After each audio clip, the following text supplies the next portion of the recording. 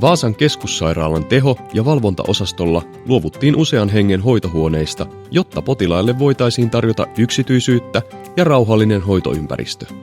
1 ja 2 hengen potilashuoneisiin siirtyminen sisälsi kuitenkin myös haasteita. Osastomme tilaratkaisut eivät olisi olleet mahdollisia ilman terveysteknologiaa, jonka avulla voimme varmistaa jatkuvan tilannetietoisuuden. Teho-osastomme hoitajien on oltava jatkuvasti tietoisia potilaitensa voinnista, myös silloin, kun heillä ei ole näköyhteyttä potilaseen.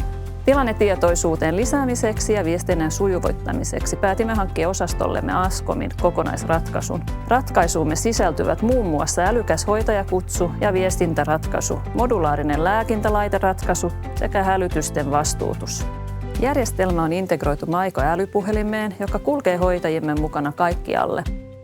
Hoitajakutsut välittyvät Maikon lisäksi tarvittaessa käytävän näytölle ja lääkintälaitetiedot sekä hälytykset osaston koontinäytöille. Hoitajamme saavat tiedon myös hälytyksen syystä, joten he tietävät heti, miten ja kuinka nopeasti hälytykseen on reagoitava. Yksi meille tärkeistä ominaisuuksista on se, että hälytykset lähtevät vain potilaan omalle hoitotiimille. Melukuormaa vähentää sekin, etteivät hälytykset soi, jos hoitaja on jo hoitohuoneessa. Rauhallisempi hoitoympäristö lisää sekä potilaiden että hoitajien hyvinvointia.